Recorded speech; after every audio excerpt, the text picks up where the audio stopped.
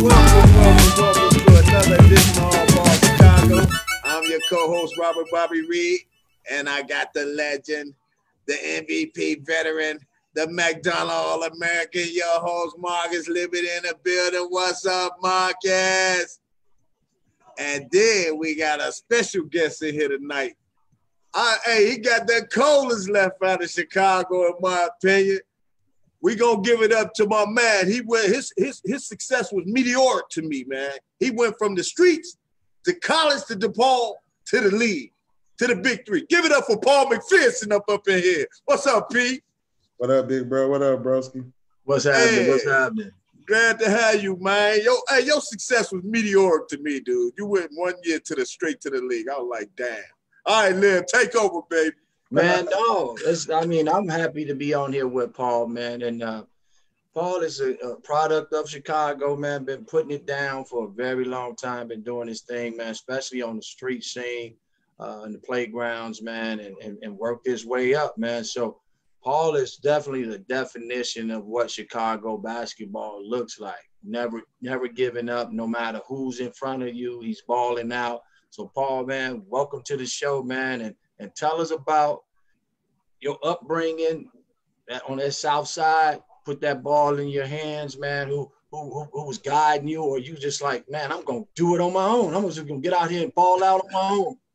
Definitely, man. First of all, I want to say, man, thank you to both of y'all brothers, man. Appreciate y'all for sharing y'all with me, man, and Live to you specifically, bro. Like, just to even get those words from you, man, with you being one of the pioneers for me as far as my era growing up and knowing who guys like you was, who guys like Jamie Brandon was, just the legacy that y'all had already, man, just to even be acknowledged by you, let alone, bro, is just, major for me, man. So I first like to say, man, props to you, man, for being ahead of your time and being one of those guys who motivated guys like me. But to answer your question, growing up on the east side where I was from, I grew up on 75th and Dorchester, about 3 or 4 blocks from Tony McCoy and Brian Leach, 2 guys who was dogs in their own right, man. And I was a young guy, and I got to, study from those guys. And man, Tony was tough and Leach was tough. So they took me under their wing early, bro, like 14, 15 years old. I was hanging with Tony and Leach, and I just got a chance to, go around the city with them and see them playing against pros. Neither one of these dudes was pros, but everywhere they went, all the pros knew them, and they played with all the pros. So, young, that was inspiration and motivation for me. I never thought I could be a pro until later in my life, but starting to get me interested in basketball, I got to give those 2 guys credit for just cuffing me in.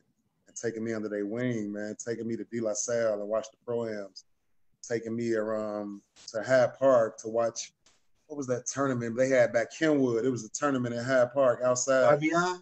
Yeah, the YBI.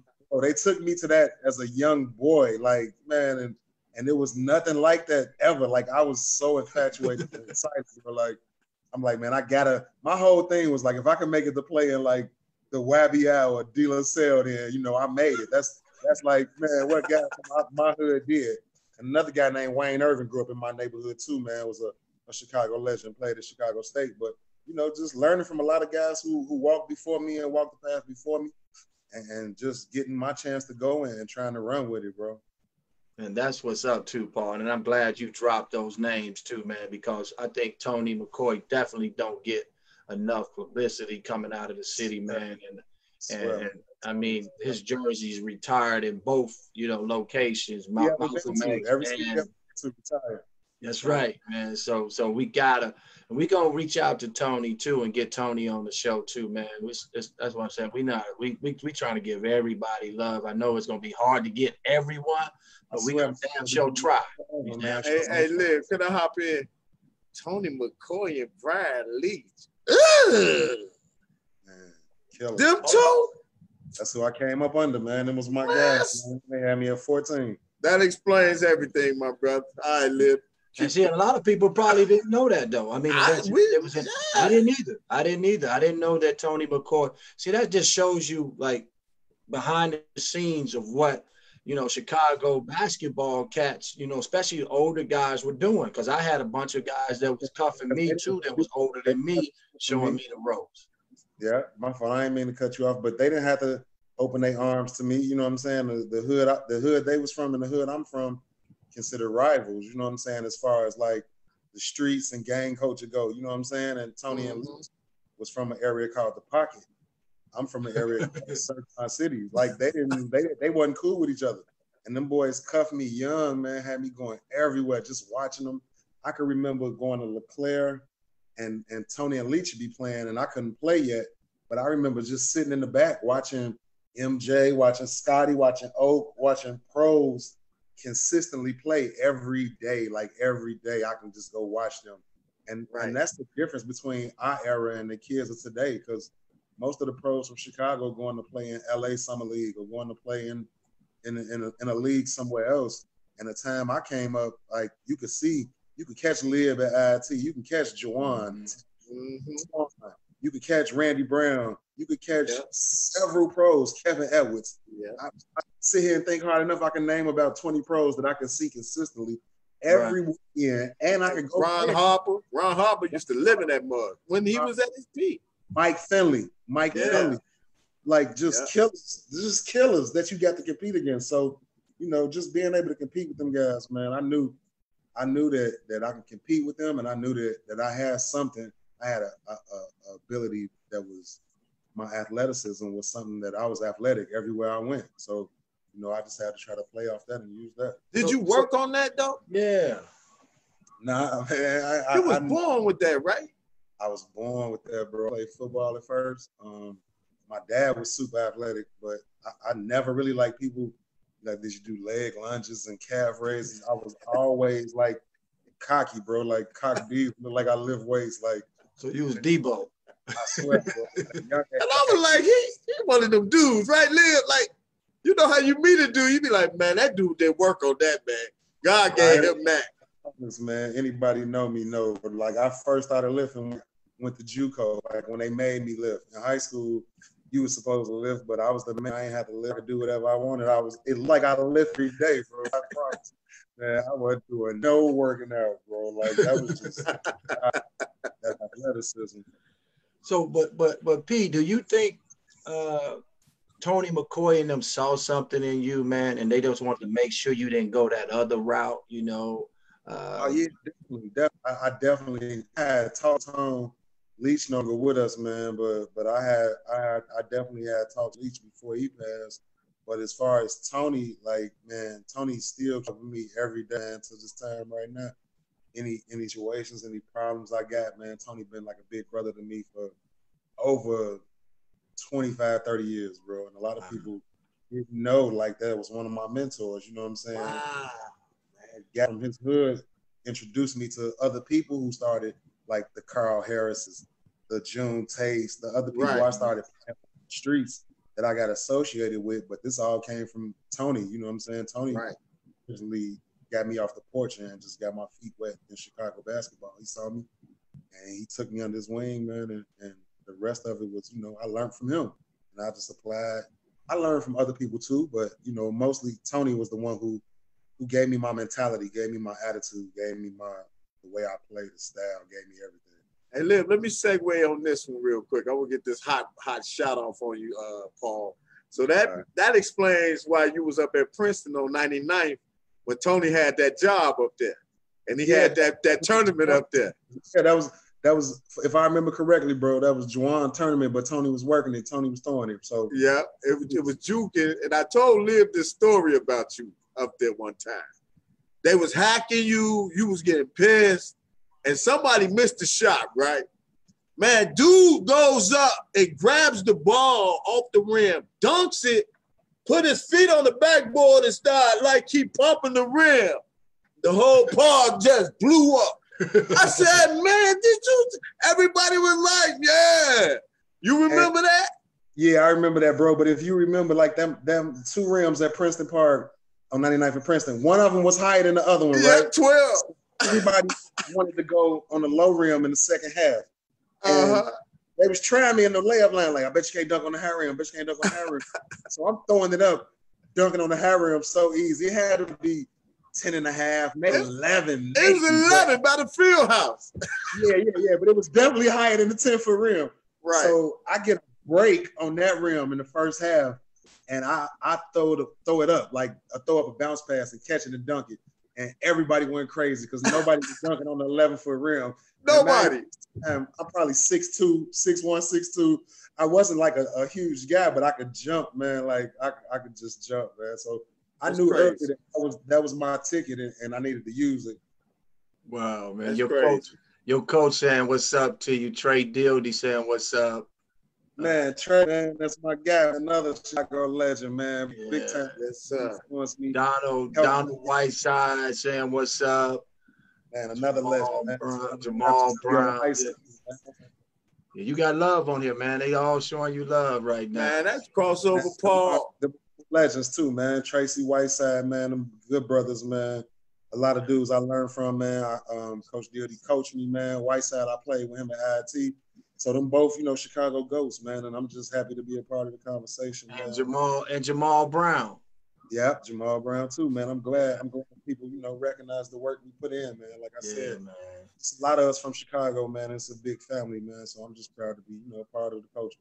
So Paul, you went off to JUCO in Tallahassee, right? Yeah. And then you did your thing there, and is that where Tracy brought you in from there, or was it back at Kennedy King? It was back at Kennedy King. I went to Tallahassee my freshman year at JUCO. We lost the championship. I finished on the team 35-2. I was a leading scorer as a freshman and shot like 71% from JUCO on the field. I got in trouble. I was not supposed to come back to Chicago, and the coach from Florida was like, "Man, we had a little break, but we had practice. But school was out, but the team still had practice. So it's like 3-4 days. It's a window. I'm like, man, I'm finna drive back to Chicago. You know what I'm saying? Coach like, man, we got practice. School let out Thursday. We got practice Saturday or something like that. So I say, man, I'm finna drive to Chicago. I'm gonna make it back for practice Saturday. You know what I'm saying? Long story short, I don't make it back for practice. I call coach from like Alabama, some goddamn well, like, Coach, I'm on the way back. Man, coach like, man, Paul, I told you I'd leave. You can stay in Alabama. Now, mind you, I'm a freshman in JUCO. Right. We the number 1 ranked team going to next year. So I'm feeling myself a little bit. Right. At least I'm finna come back and be on the team. Man, the coach told me, Paul, stay your ass in Alabama. Like, don't come back. Bro. Dang. I was so hurt. I didn't even know what to do, man. So I came back to Chicago and ended up going to Kennedy King. Coach Willie Little grabbed me, another old school, another legend, you know what I'm saying, and cuffed me, man. I had a lot of angels in my life. Willie Little was another one. He saved my career. He enrolled me at Kennedy King, and he took me he was the beginning of me developing like to being a guard. Like everybody that I played for and everybody that used me, put me close to the basket. And I was a tweener playing like a forward position, you know what I'm saying? And Coach Little was the first person told me, no, you got to work on handling.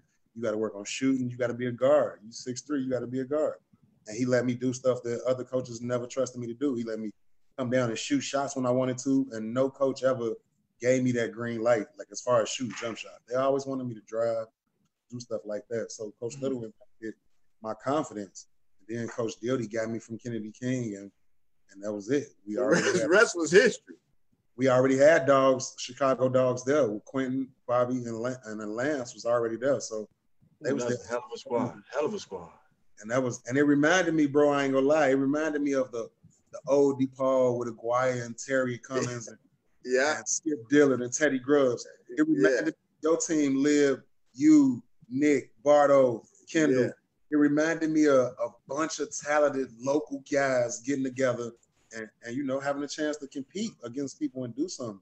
Nowadays, all the top Chicago kids going to Duke and going to Kentucky, all our kids making other people's programs better. Meanwhile, DePaul and Illinois struggling every year. And I'm looking at all our top kids play for Kansas and Duke. Like, man, we got to get back to taking care of our home and taking care of our own. Ain't no way DePaul and Illinois shouldn't have the best people coming from the crib every year. You know what I'm saying? Like, period, man. So Coach Dildy rescued me from Kennedy King. I went to DePaul for a year with Quentin Richardson and Bobby Simmons and Steve Hunter. And we ended up having 4 pros on one team, which is crazy. Hey, man, I'm telling you, that's why I tell you your career was meteoric to me, because I saw you in the streets playing at the park. Then y'all played that year with DePaul, and then you went to the league. I was like, man, this nigga went to the league in a year. I swear, it was crazy, bro, how it took off, man. Did he take off, right? Shout out to you, man. Man, that's right. That is right, man. Like, man, Paul, you put that work in, though, man. Like, it and that's what I want to talk to, you know, so you can express that to some of our listeners, man. Like, the work you had to put in to get to where you were at, man. Like, it's pretty much no days off. Oh, yeah, definitely, man. It's no days off, man. I had a guy I worked out with 2 a days. This was before any type of JUCO, any type of anything. I was 8th grade, no name. Nobody recruited me. My first year, I went to Leo High School. Not many people know this, except people who went to Leo. I remember I went there. But I went to Leo for my first year. And they wouldn't let me play on the team because at that time, they only had scholarship players. Wasn't really no walk-ons or tryouts coming on. Oh, wow. It was 2 guys on a Leo team named Prentice Baker and Kentrell Shepard. They trying to tell the coach about me. They like, man, this dude, nice, like, let him try out. So it ended up being a guy named Dean Adams. Anybody, I'm sure Whiteside remember this guy, and Fitzgerald from Leo wouldn't let me play on the team, wouldn't let me try out, wouldn't let me come in or nothing. So, you know, I got upset with that. I ended up getting to a fight at Leo and getting kicked out. And initially, that's what made me go to South Shore. South Shore was a neighborhood school. I was from 75th, so I just trickled down to South Shore. But to piggyback on what you said, Liv, man, you definitely got to dedicate yourself. Anybody that has talent or is somebody in a position to use your talent, if you don't work on it, you're going to lose it, you're going to use it. I mean, if you don't use it, you're going to lose it. Like, you got to sharpen your sword, bro. That's what I tell these kids now. Like how you do, Liv, I'm training, I'll be around kids. I tell these kids now, if you in the gym just once a day, every day, that's not enough. Like, wait, if you to the gym every day, when I was coming up, if you went to the gym every day, you was a gym. Like, man, you was a guy like who was on the right track. But today, with these kids, with the social media, with all the workouts they posted, if you go into the gym just one time a day, today, trying to make it to the league, that's not enough, man. Like, it's going to the gym before school, after school, they working out, they got practice with their team, and they still going to get up shot. You know what I'm saying? Like, you got to sharpen your sword, man. You got to put your work in. So that's what I try to tell people. Like, people think I came out of nowhere. It might seem like that, but bro, behind closed doors and behind the scenes, man, I was working, man. I was fighting, I was scrapping, I was chasing people. I was playing 630 Hayes. I was playing outside, played in the Ickies. I played everywhere. That's what I'm saying. I remember you was like at Delano against Ronnie Fields and Michael Herman. I'm the only Southside guy, and we fought the damn near get in a fight. Like, we ain't gonna be able to leave if we win this game. Right. You know I'm saying, it's like it's gang banging and it's everything going on. Like, I was just everywhere trying to play, bro, and that's what I love about our city. And it's not like that today. But when I was growing up, there was so many places to go play, man. Like, it was killers everywhere, and it was killers you didn't know, bro. So like, you had to work on your game. You couldn't just come around with a name. You had to work on your game, man, because somebody was going to try your chin and try to check you every day, every time, whatever gym you came to. We got some more. You just dropping it, man. See, them people, man, hey, y'all watching All Ball Chicago. Y'all hear Paul, man. Yeah, we got another guy, Vincent Butler, my man Vincent on here. Want to ask you a question, Paul. He said, let's talk about them runs with MJ at Hoops when Mike was making that comeback. Man, those was crazy, man. At the beginning of my time being around elite NBA players, Twan, Juwan, these was the runs at Hoops. Artest was with the Bulls.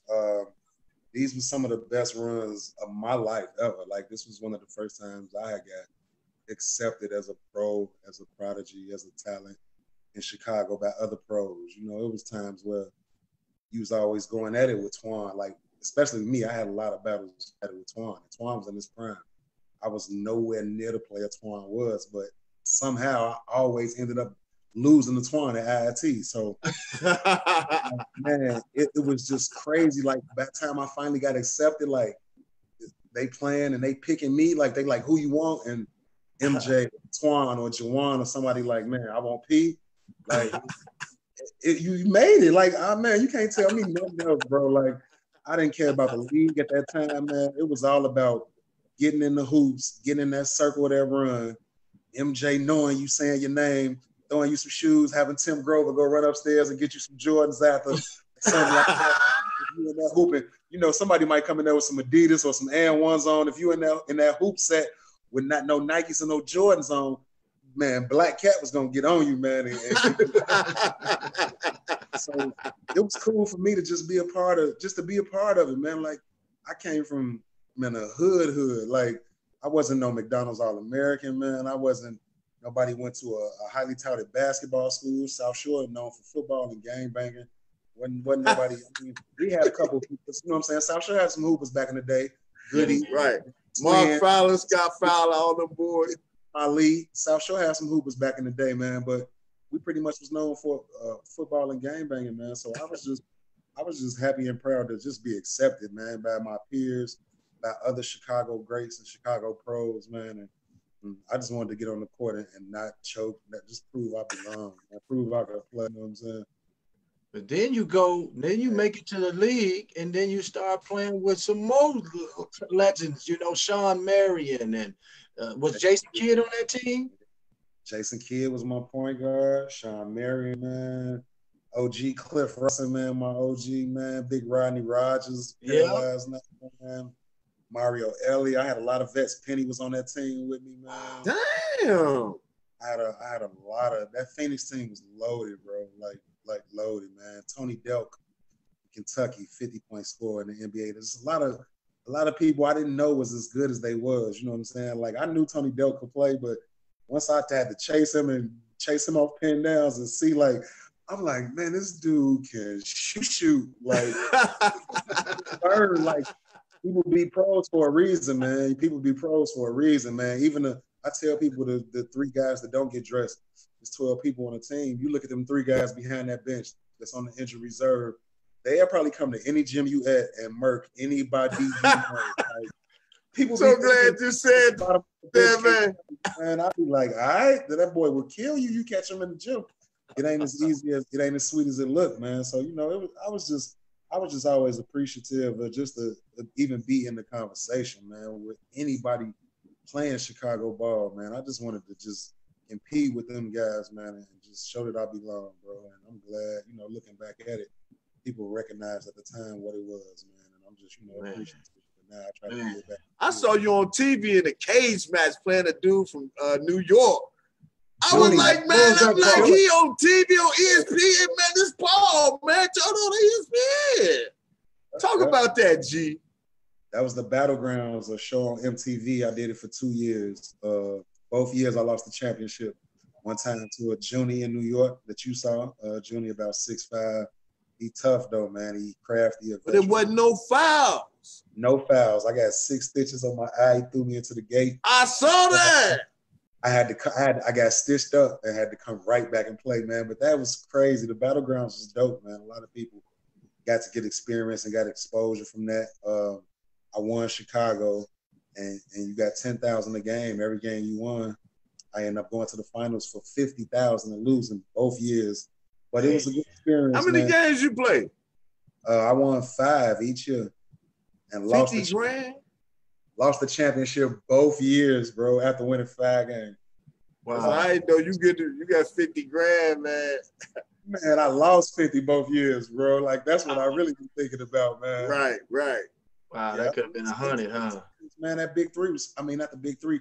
That Battleground was crazy, man. That Battleground MTV was crazy. That shit was physical as hell, man. That was like fighting, bro. Like, yeah, man, dude. I thought you was finna box with that dude, man, after he threw you into that gate.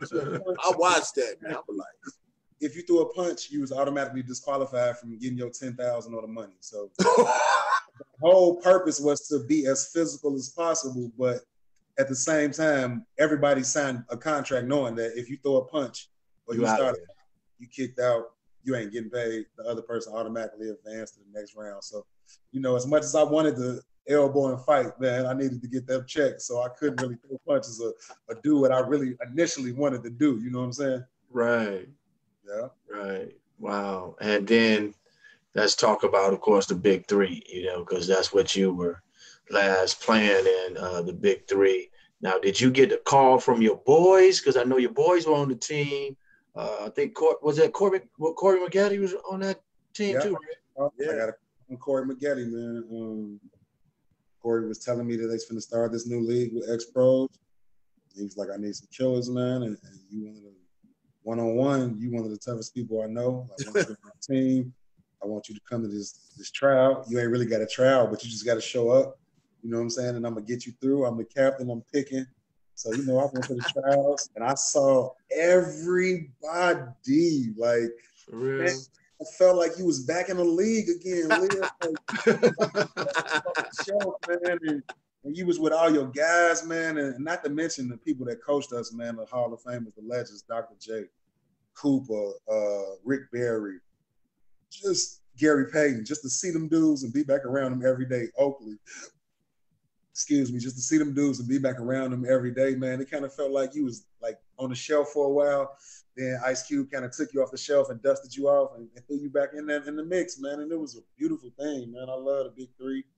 I got a chance to see a lot of guys I haven't seen in a long time, man. We all still sticking to basketball and we all still love it. And unfortunately, you know, the COVID and everything stopped the big three this year, but I was looking forward to, you know, trying to play again, man. And just, you know, I'm going to always be a basketball lifer. You know how we all live. Yeah. And they carry me off the court. You know, I'm nowhere near what I used to be as far as athleticism and playing, but I always love the game. You know what I'm saying? I'm always around it. I'm still playing. I'm still watching it. I'm still trying to help kids learn it and just, you know, give back and give a gift. Hey, let me say something, man. Hey, Paul, man, just this interview, man, honestly, man, because, like, I don't know you. And on the outside looking in, with your ability, I would have thought that you was an arrogant mug. You know what I'm saying? I would have. A lot of people say that, and then I came off. I know, you know, to people who didn't know me, I could come off, you know, as an asshole or being cocky.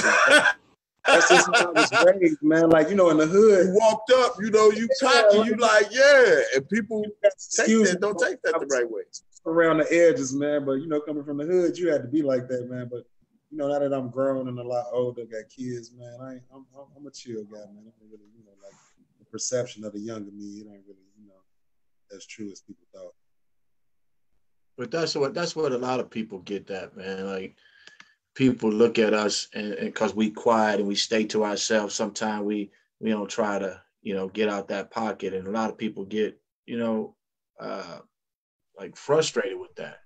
You know what I'm saying? Yeah. So when we sometimes when we focus, like we zeroed in on something, man, and we walk in that gym, man, I ain't got time to be saying what up. I'm trying to get to everybody. Yeah, that's how I was, Liv. I wasn't what's up and everybody and I'm here and all that. No, I ain't talking to you. And if you against me on the court, like, you gonna damn near feel like I want to fight you. You know what I'm saying? After the game, we could be cool. You know what I'm saying? But that was how Tony and Leach and White Mike, all the dudes, that's how they taught me. You know what I'm saying? So yeah, that was how I applied it, bro. And, you know, some people didn't like it and it came off as a certain way. But at the end of the day, you know what I'm saying? I wouldn't change nothing, man. And I don't regret it. You know, it made me the person and the player I am to this day. No, and then, I mean, look what happened to you. I mean, you a success story, man. Like, to some shorty back home in Chicago that's saying, you know what? Paul McPherson wasn't no McDonald All-American. Paul McPherson made it to the NBA. Paul McPherson worked his butt off. Paul McPherson didn't back down from nobody. I can do it too. You know, I don't have to be nationally ranked and all this stuff, man. Sometimes I think that stuff gets carried away anyway, man. All the rankings and all that stuff. I think them rankings are ruining kids, them rankings, chasing them rankings now. Mm-hmm. Yeah, definitely, man. Yeah, because they try to live up to it. That's a lot of pressure, man, to be 14 years old and number one player in the country. Man, I wouldn't even know how to deal. I can't even speak on that. I'm sure Liv can speak on that better than me, man. I couldn't even imagine, man, being 14. I tell you what, man, I didn't even think about that stuff really, man. And I say this all the time to people, man, that when I played basketball, man, all I wanted to do was make my family proud in Chicago. That's it. You know, everything else that came along with that, then so be it, you know, but I'm going to represent Chicago. Yeah, definitely, man. Definitely, bro. And man, I tell you what, man, you guys, man, y'all too, man, as a fan, I'm a street ball player, but as a fan of y'all, man, and man, y'all carry Chicago, you know what I'm saying? Like, whenever y'all walk in the gym, mug and knew they had problems. You feel me? Like, man. Hey, man, don't make me go get Lib. Don't make me go get Paul. Well, you know, they got problems, man. You know what I'm saying? And that's what you want, man, out your city. Yeah, Chicago. That's what Chicago was built on, though, man. Really, put your hard hat on, man, and let's go play. You know, and I always say when I go to other cities, like right now, Paul, we both out here doing our thing here, but it ain't the same as Chicago, you know. That's telling these dudes up here, man, I'll be like, man, Florida's a football state, bro. Y'all don't even like that. Like, I come from a plethora, a long lineage of killers. Like, it's different, man. Like, whoever you think good ain't really that good to me. Like, oh, you Aaron. No, he not really like. Crowd him, make him dribble, like hand. I don't think he that good. Like they be like, bro, you still competitive like that? That's just in me. Like that's just in me, bro. I can't turn it off, Liv. I swear, man, ain't nothing wrong with that. You're not supposed to turn it off, Paul. Don't turn it off, man. Hey, when you turn it off, you're gonna be dead, baby. You know what I'm saying? I swear, basketball lifer, bro. Hey, let's talk about what's been going on in the news real quick with Lib losing Mr. Floyd. Yep, Big George, yep. And Chicago. Was you surprised at the behavior of our city, man? The way it went down? Not really, bro, because I know us, man, and you know, any opportunity we gonna get to act the fool, we with it. I remember we was one of the only people who stopped Trump from having a before he got elected president, we was one of the only states that stopped Trump from having his speech. So, you know, I know Chicago can clown, you know what I'm saying? But at the same time, I kind of feel like it lost track of the real movement, you know what I'm saying? People became opportunistic and started looting other Black businesses and other minority businesses, which I feel like, you know, I understand it, but I don't condone it. But, you know, man, it's rough out here for all of us, man. Anybody being Black, like people don't understand, like having a threat of worrying about the police doing something. Like that ain't even like we the only people in the world that got to deal with that. You know what I'm saying? Like, man, but what they tell us in kindergarten, what's his name? Officer Friendly. Yeah, all right. You get over 15. So, shout out to him though, man. All officers not bad, but for the ones who are, that we talking about y'all. So I don't want to crowd you with that. I just want to touch on that big guy. No, man, I wasn't. I know how our city act, man. I wasn't surprised at our city at all, man. Them boys. But that needs and letting animals out.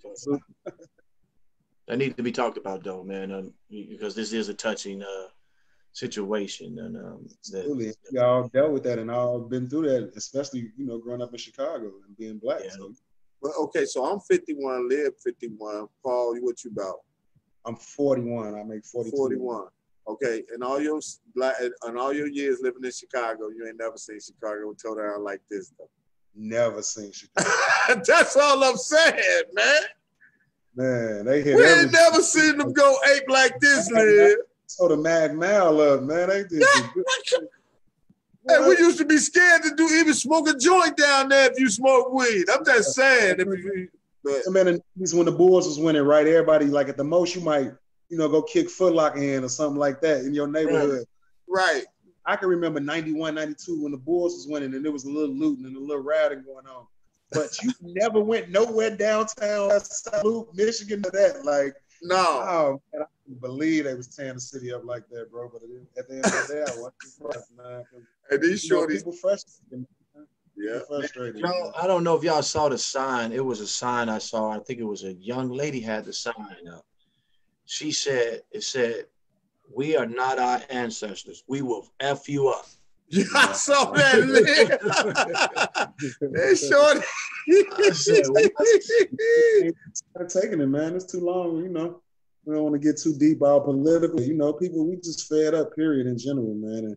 And to see that brother, man, beg for his life, man, for 8 minutes and 46 seconds and not being able to breathe, man. And I know I'm friends with Steven Jackson, and Steven Jackson was real close with him. So, you know, he kind of do his stuff at home, man. But just to see that brother, you know, being punched and hit before he even was on the floor in the car. Just to see that, man, it's crazy, man. Like, let's talk a little bit about that, man, because, and the reason why I want to get there, I mean, we get back on our basketball scene, but it's just, it might just be me, but I know when I was growing up in, you know, the projects, I was afraid of the police every time I seen them come around, and I wasn't into nothing. It's just like I was my dad was a police officer, and I didn't like the police at all. My auntie is a state trooper. My dad was Chicago police for 30 years, and I did not like the police at all, bro. Like, cause they always, like, I always had a difficulty with them. I was so big, and you know, it looked like I was like, man, when you get out, what you doing out? You know what I'm saying? Like, I ain't got out of nothing, bro. I ain't never been nowhere. You know what I'm saying? And just being foul, man. I never really felt comfortable with Chicago police, man. Yeah, and I just don't know why we got that way. You know, their job is to serve and protect. You know, especially an innocent little boy like myself. Just get served. Where to protect that? Yeah, you know. So, but we're not trying to bash any. You know, all police are not bad. Right. Yeah, but to the bad ones, like I said, we talking about you. Because man, we got buddies that's the police. I love to have old school Sunday tournaments with the police. They be up there with us. They got straps. They hoping they got legal straps. Them my boys too. I would name a couple of them, but I ain't gonna them guys back they was hoopers, high school hoopers. Tell you some of the best ones. Yeah, they police officers now, man. I mean, Mark Bradley, they doing his thing, man. The real ones, man. The real ones, man. I know, man. So, but yeah, let's go and get back to the hooping now, man. Back to Chicago hooping. And on that scene, let's go to that street balls again, street ball back, because I know. Did you play against my man Sko Hayes, man, back in the day on the streets? Because Sko Hayes had a rep too. I never played Sko 1-on-1, man, but I definitely got a chance to. Sko gave a bunch of buckets, man. The young P-Mac, man, with that turnaround jump shot, man, silky smooth dude, man.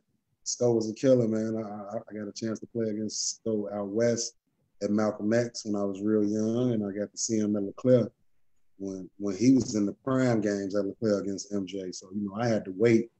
I was younger at that time, so I get in about 5th, 6th game when, you know, all the guys, all the real pros tied, and they was ready for, you know, one of the young kids to come on, I'll step on.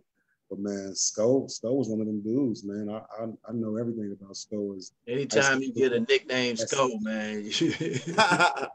You know, him going to Nebraska and what he did in college, man. And, you know, like I said, I'm a student of basketball. So first and foremost, I pay attention to, you know, accolades and achievements and what people did.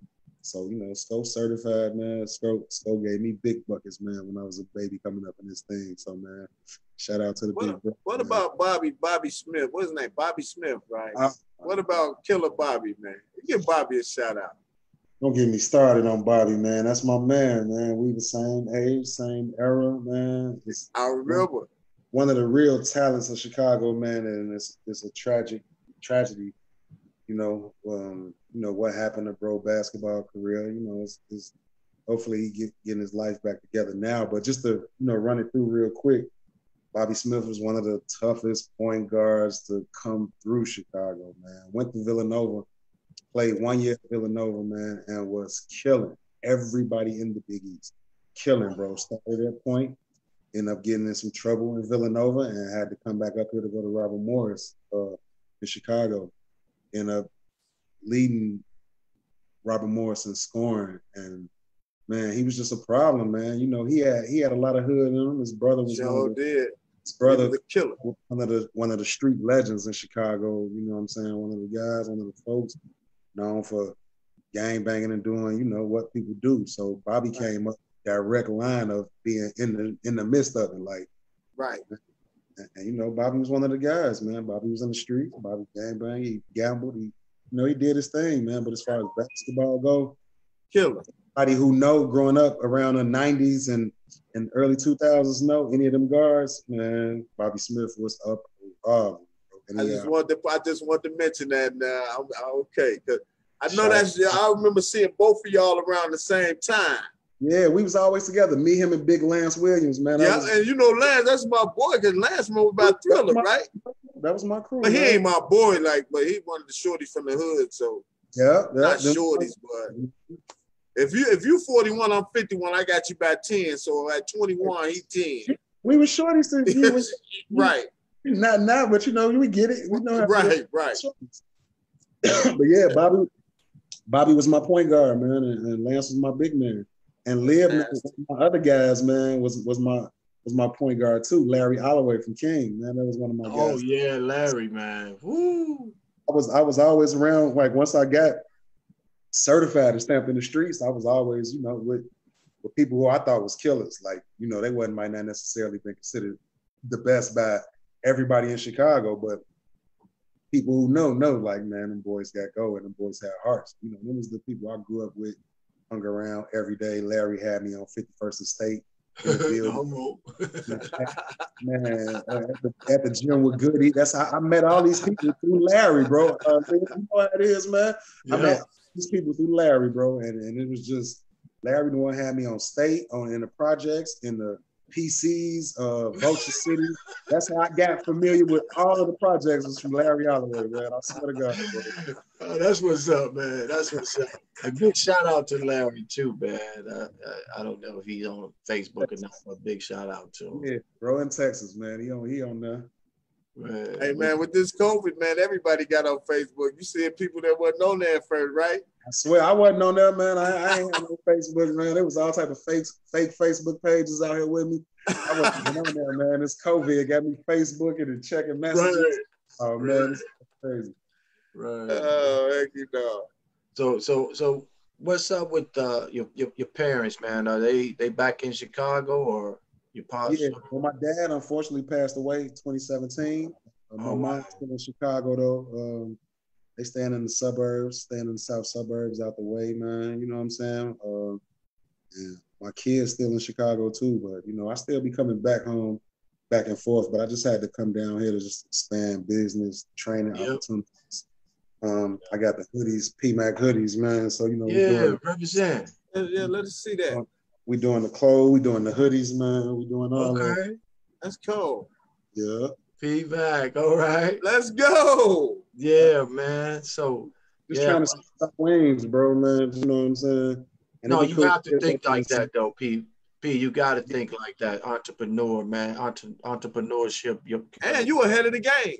Yeah, definitely, man. And plus, it's everything we know. You know what I'm saying? Live like what we learned and know. To me, in my opinion, it'd be a crime not to pass it on and give it to somebody else as a resource. Because we still using it, but it's not as profitable for us as passing that on to somebody who never know. Like once I got to the league, it was stuff I learned that I didn't even know I was supposed to have knew already. You know what I'm saying? Like I never knew what the nail was or what 2-9 in the lane was. Like I made it my whole basketball life without knowing what these things was until I got to the NBA and somebody broke this down to me. So, you know, it's certain tricks of the trade and certain things you want to give to somebody else, man. So that's, you know, my passion now and what I'm really interested in doing is, you know, helping other kids that look like me prepare for college and get ready for possible overseas or just being a pro period. Wow, that's dope. That's dope, man, that you actually giving that back. There's a lot of us either don't know how to give it back or just saying, you know what, I'm going to keep it to myself and I'm not going to even worry about it. It's being selfish, man. That's selfish, man. This gift is given to you to give. So, you know, you can't use it. Definitely keep doing that, P. Yeah, definitely, man. We got any more people on there, Bob? Want to ask any questions? No, it was just somebody on here said they played against Paul in Pocket Town. Yeah, he just was leaping over him and stuff. It's like, we're not surprised there. Skipper. His name was Ron. Skip. Yeah, Skipper. Yeah, some stories, man. There's some stories and some battles out here, man. Max Jr. Somebody named Max Jr. said Pac-Man. Yes, sir, baby. Yeah, so you got some love. You still got love back home, man. So Man, that's what's up, bro. just keep doing it though, Paul. Keep dropping up, giving them youngsters, man, all the knowledge that you can give them, man. And I'm gonna come down there, man. I'm gonna come down and mess with you too, man. Whenever you're doing a camp or Link something. up, though. We both doing the same thing, man, and we're in the Yeah, same state, bro. So I yeah, love to, definitely, once we definitely. chop this, man, chop it up and put our resources together and do something together, man. No Definitely. doubt, no doubt, no doubt. Already been doing it, man, and like I said, you one of the pioneers and like a big brother, one of the legends, man. Somebody who I looked up to. So just No doubt. appreciative again, what I'm saying, reaching out to me, man, and just involving me and sharing your platform with me, bro. You and Rob. So, like Yeah. I said, man, we definitely need to, put something together and see what we can do together, man. Yeah, definitely. And then we can I want to go back. I want to go back home too, though. I want to go back home, Paul. We can do something. Man, so I can get us in Kennedy King anytime, man. I'm cool with Irvins at Chicago State. You know what I'm saying? So whenever you want to get back home and get something going on. No, that's always been my goal. But every time I try to do something, somehow I end up with the wrong person. Like You the still major, chorus not man. Like there. your name still, everybody still know. You know what I'm saying? You in the book, so you a goat, man. You know what I'm saying? Everybody, it don't matter. Whenever you come with it, everybody gonna always support you because you always had your following anyway, man. Right.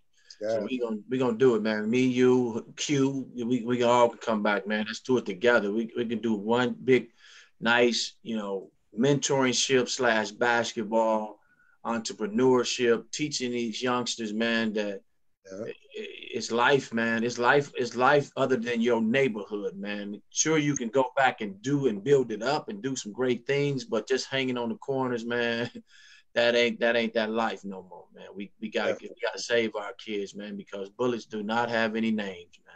And let me throw this in here to y'all too, man. Since y'all boys, man, in that position. Remember we talked about that, Lib, the transition from the NBA. Like Paul, I was talking to Lib about how the NBA don't have a transition after you play. Like when you come in, they talk to you.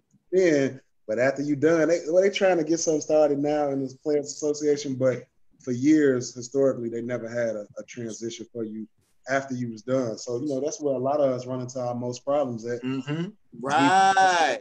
And we never did nothing besides play basketball. Like, I went my whole life with never, like, filling out a real job application until, you had to figure out, well, it might be a possibility. I might have to go fill out some job applications. Like, let me get to working on life after ball. But right. I can honestly say that the new regime and the new people at the Players Association, they got a lot of stuff going on now as far as transitioning. They setting up programs for you to ex-players to broadcast. They're letting you get into coaching. They doing mentoring. They doing basketball camps. So they're trying to kind of like segue you to a pipeline for anything that you can get in.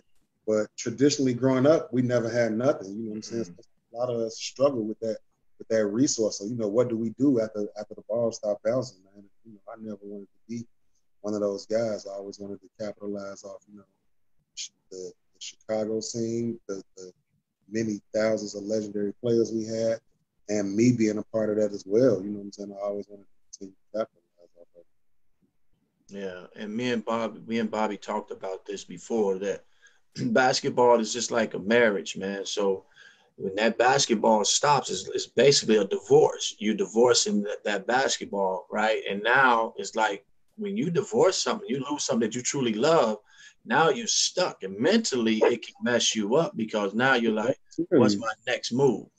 And you 40, 45 midlife, you don't even know, like, where do you start at? You know what I'm saying?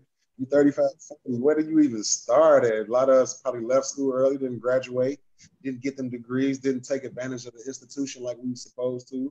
And you know what I'm saying? After a while, man, if you don't use it, bro, man, we seen how the position that some of us end up in. But I got a question from one of my followers on our Facebook, Liv. They say, did any one of us ever dream for playing for the Bulls and representing home? Wow.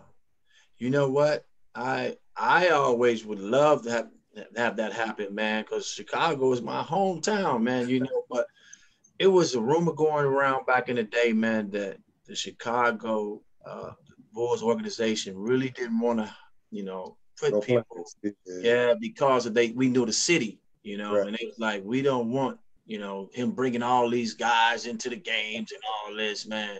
So they was trying to stay away from us, man. And could you imagine though if they kept a lot of us home, man, and what would happen? It would been crazy. Crazy, man. But yeah, I definitely wanted to play for the Bulls. I can remember the year I came into the league and got drafted. I ended up signing a 2-year deal with the Suns, but the Bulls picked Corey Benjamin that year over me. Corey Benjamin was super talented. McDonald's All-American from Oregon, high flyer. He had 4 or 5 years in the league. He had a little stint, but I was hurt. Like I was like, man, the Bulls didn't want me. Like, bro, like, and so all my friends to this day be like, why you still hate on the Bulls? I'll be like, bro, because they picked Corey Benjamin over me in 2000. Like I rock with the MJ Bulls. I don't anything after that. They're like, D Rose though. He was Simeon. He was. I'm like, yeah, I rock with D Rose. I don't rock with the Bulls though, but yeah, I would have loved. I couldn't even imagine. Like, man, Liv, could you imagine playing? I know, man. I would have, man. I wouldn't have to go that far either, man. Yeah, you played for Detroit, so you went to like the arch nemesis. That's like an NFL guy going to the Packers from Chicago or something. I know, right? I know, but bro, like I know you was like, out of all the teams. I know, I was, man, but I still have my brother. He used to come down, to Detroit and visit me, man, and hang out with me. But that wasn't nowhere from the crib. Nah, man, hop and a skip, man. And they were back at the crib, man. When the season was over, I was on the first thing smoking, man. Hey, could you imagine if y'all two played in this game today? Man, Liv would be perfect for the game today, man. Yeah, I agree with you, man. I was talking about that the other day, Paul, with somebody, man, that the way the game is played now, man, it's like this is what I would love to play in, man. You've been a stretch for Liv, all the threes you could take. Man. But I did my time, man, and now, like you said, we just got to give it to the next generation. My nephew is going to DePaul now, Javon. So he just transferred from Valpo to DePaul, man. So I'm just trying to give him. Yeah. To get back, man. We started off strong this year, man, and fell off with a couple more wings and some more guys. They lost the big kid, went to the draft. Reed went to the draft. Coleman Hands got an extra year, and they got a couple transfers coming in. So hopefully, I think Coleman Hands went to Iowa State. He transferred to Iowa State? Yeah. Did he? Yeah, he transferred. Yeah, he transferred to Iowa State. I didn't know that, bro. Man, they get 1 year now. They got the new rules. You can leave and not be penalized. Right. I seen he got granted an extra year, so he going to Iowa State. Yeah, man. The kid from Simeon, ain't he going to DePaul? Yeah. Bynum, yeah. Will Bynum, nephew. Yeah, he's supposed to be tough, man. They say he's cold. Yeah, he's tough. But they say he tough. He's Chicago tough, no question. Yeah, they say he be killing that Simeon too. I ain't seen him. I seen his little highlights on the YouTube. Hey, I tell you what, he ain't never seen the shot he didn't like. That's what I like about him. I like, because most dudes be like, man, he's shooting too much. But then in the clutch, they want to give it to him. No. Right. Well, yeah, so, man. Both schools, DePaul and Illinois, man. I hope, man, Liv with your guys and your people going to DePaul too, man. We just, need to get the city back, man. Man. That's what I would prefer to see. But, I can't knock people for going to Duke and Kentucky's to go pro after 1 year, man. But I can do that same thing. They can do that same thing in Chicago. You know what I'm saying? I went to DePaul for a year and pro, and that was 20 years ago. So definitely it can still happen, man. But the only way it's going to happen, Paul, and me and Liv talked about this, they got to get some of you ex-players in some of these D1 programs coaching the head job, dog. Swear to God. Come on, man. Saying this, man. I ain't going to never do that. I've been saying this, bro. They try to sprinkle a Chicago guy on the roster, but if he not, went to the school and played, you got to be tied into it, bro. You got to be able to send somebody in that house and be like, hey, man, that's Marcus Liberty, or man, that's P-Mac, or you know what I'm saying? You Right. know, like you can't be sending these people, man. They can't check the Carfax on you. I can't check the history on you. Believe in you and follow you down the yellow brick road. Man, I'm gonna go with Coach K and I'm going with Calipari then. Yeah. So that's it, man. But, Chicago, man, Illinois, y'all gotta get some of these ex-NBA players the job, man. Facts, bro. D1 programs hire ex-player, pro player, man, from Chicago. Well, you know, Bob, we talked about this before in one of our shows, man, that a lot of the time, man, it's just these head coaches, man, be a little bit intimidated, man, about the publicity that someone like myself or Paul, when they get there, or the media want to ask all these questions, man. Mark, they gonna want to talk to you. Yeah, what's your role? How you gonna get these kids? And I know damn well I can get some kids. You know, right. I know damn well I can get some kids. I might not know no X and O's, but man, I can get you some kids. I get you some dollars. You know, so, but yeah, I mean, that's what happened with DePaul. Swear. Tracy Dildy came and got y'all. Yeah, Tracy and them did that, man. Everybody Pat Kennedy credit for that, man. I wouldn't have took a dribble at DePaul if it wasn't for Tracy. Man, I swear to God, I wouldn't, bro. I wouldn't have took one dribble at DePaul, man. Tracy was on me. I just want to make sure that's clear, y'all. Tracy was responsible for that. And Jimmy Collins, the same thing at Illinois. I mean, you know, none of us would have went there without Jimmy Collins. Jimmy Collins, definitely. Shout out to Coach C too, man. That was man. One cool dude, man. Man, one of the great people, man. Man, come on, man. Coach C, man. That's my guy, man. We gonna get Coach on there too, man. We got so many people we want to get on, man. But we gotta get him on ASAP Rocky though. Yeah, we gonna get Coach Collins. We gonna get him on. Man, whenever y'all need me, bro, for anything, man, I'm definitely. Man, you got to come back, man, again, man, and be a guest on here again, man, a guest correspondent, man. Definitely, man. Man, you dropping jewels up in here, man, and we love it, bro. That's real, man. We want to get Q on here too, man. We want to get Q on. I know he's doing this thing on his podcast, but this All Ball Chicago, so Q got to come on and represent too, man. And I reach out to the bro, man, and see what we can do. Definitely, man. I'll definitely reach out to him. You gotta get Big Lance too, now. Lance, Bobby, we need to get that. You gotta get Bobby too, man. Yeah, you get your DePaul crew. There you go. Yeah, Steve Hunter, everybody. Yeah, man. We want that. Yeah, try to work on that, man, and see what I can do, bro. Definitely. Yeah.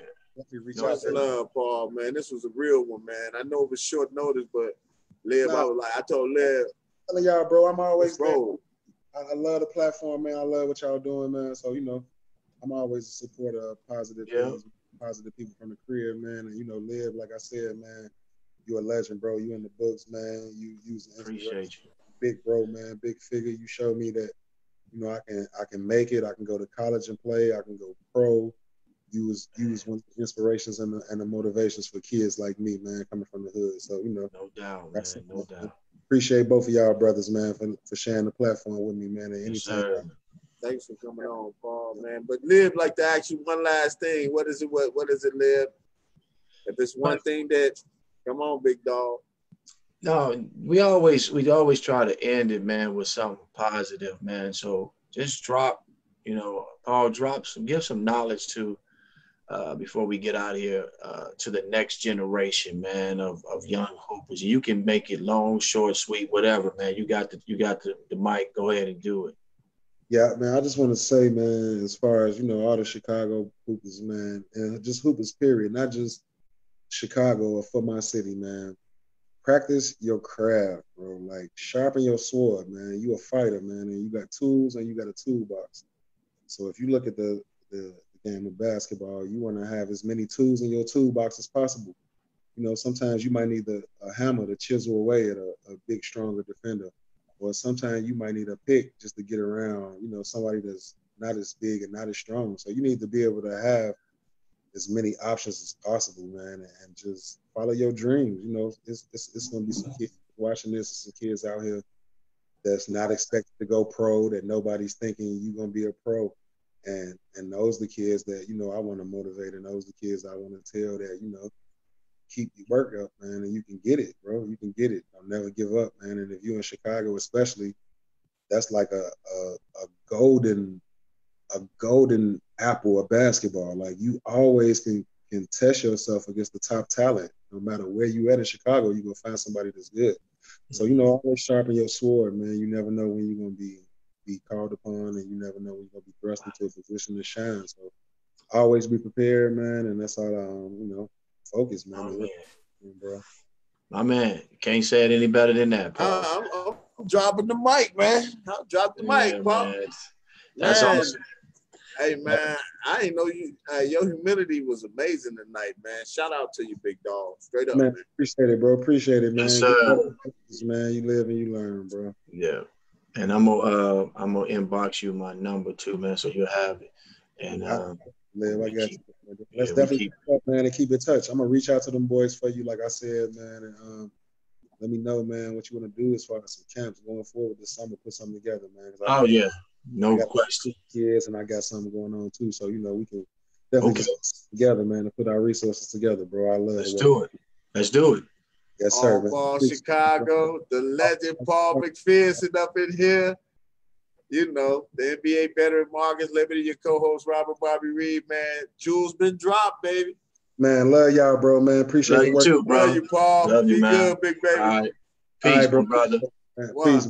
All right. Go. Man, another good one, man. Shout out to Paul McPherson, man. Great man. Great man, man. Great man. I mean, I got to give Paul this, man. Relax your mind, let your constant flame down to the size of your pen. Hey, go take it now. Paul McPherson, man. Hey, man, that dude is that's an amazing story. Man, dude. Amazing story, man. And for kid, anybody show their kid that. But you know what, though, Bob, man? Like, we've been having, people coming on our show. Some from Chicago, some not from Chicago. But, man, when we bring people on, we want people to really share their experiences of some of the things that they have went through, and maybe we can help someone. So it doesn't matter where you're from, really. Of course, we represent Chicago to the fullest. And, man, Paul McPherson, like you said, a lot of people would look at him as a villain, like, man, I didn't know he was like that, nice, polite, well-spoken, and he's all about, giving back and trying to help that young generation. People wouldn't know that if they didn't listen to All Ball Chicago. We just had him on talking, and that's what we all about, man. We gonna keep it going. We're not gonna stop no matter what. If Facebook shut us down, then we're gonna jump over to YouTube. We got YouTube channels. So make sure you go check out our YouTube channel, because we're gonna replay this on our YouTube channel as well. So go ahead and swing over to Believe Podcast Network, man. Check us out. And Art 17, Art 15, Art 19. Art 19. Go over there and check us out. We look for sponsors, man. If you want to sponsor the show, inbox Marcus Liberty or myself. Also, we need females, man. We need women. Come on, ladies. We need the ladies to come on the show. Like I told you, we got Lene Harper. Lene Harper. Come on, Lene. Let's chop it up. She's gonna be on. It's on me now. It's just on me to give her a date to come on, and that's one of I want to stay with the young finest, and made it to the WNBA. So we definitely gonna give women love too on our show. So that's what we all about. And we got Coach Rob Cross was just checking it out. He said, "Great show, guys. Much better than the news reports." I don't know nobody want to watch all that riding. Yeah, man. But give me that music, Liam, before we go, big baby. Yeah, man. Come on, man. We up out of here, though, man. Hey, we don't know the rights to it, but we like it. I'm up out of here, Lynn. What you could be on, man? Man, it's time for me to unlace the shoes, dude. Go, man. Peace. All right, peace. One love.